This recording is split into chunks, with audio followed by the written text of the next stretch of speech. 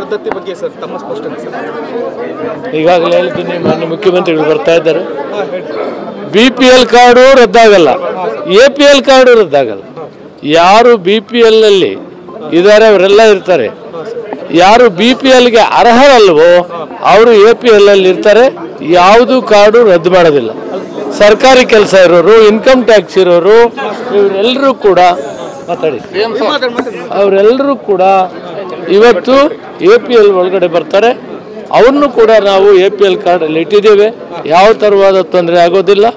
ಒಂದು ವೇಳೆ ಯಾರಾದರೂ BPL ಕಾರ್ಡಲ್ಲಿ ಬಿಟ್ಟೋಗಿದ್ರೆ ಅವರ ತಕ್ಷಣ ನಾವು ನಮ್ಮ ಅಧಿಕಾರಿಗಳಿಗೆ ಅವರಿಗೆ BPLಗೆ ಸೇರಿಸಿ ಅವರಿಗೆ ಸೌಲಭ್ಯವನ್ನು ಕೊಡುವಂಥದ್ದು ಮಾಡ್ತೀವಿ.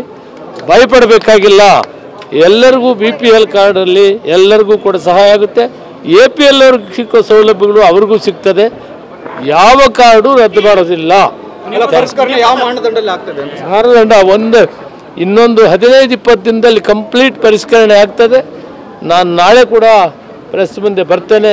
ನಿಮಗೆಲ್ಲ ಕೂಡ ವಿವರವಾಗಿ ಅಂಕಿಅಂಶಗಳನ್ನು ಕೊಡ್ತೇನೆ. ನಾಳೆ ಅಥವಾ ನಾಳಿದ್ರೊಳಗಡೆ ಮೀಟಿಂಗ್ ಮಾಡ್ತೀನಿ. ಇದು ಕಂಪ್ಲೀಟ್ ಪರಿಷ್ಕರಣೆ ಆದ ತಕ್ಷಣ ಹೊಸ ಕಾರ್ಡು ನಾವು ಬಿಡುಗಡೆ ಮಾಡ್ತೀವಿ.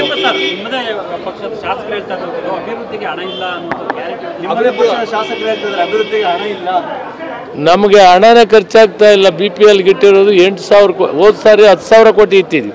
ಈ ಸಾರಿ 8,000 ಕೋಟಿ ಇಟ್ಟಿದ್ದೀವಿ. 650 ಕೋಟಿ ಮೇಲೆ ಹೋಗಲೇ ಇಲ್ಲ. ಇನ್ನು ಎಲ್ರಿಗೂ ಕೊಡ್ತಾ ಇದ್ದೀವಿ. ಹಣದ ತೊಂದರೆ ಇಲ್ಲ. ಮಾನ್ಯ ಮುಖ್ಯಮಂತ್ರಿಗಳು ಅವ್ರದ್ದೇ ಆದ ಅನುಭವ 14 ಬಡ್ಜೆಟ್ ಕೊಟ್ಟಿದ್ದಾರೆ ಫೈನಾನ್ಸ್ ಮಿನಿಸ್ಟರ್ ಆಗಿ.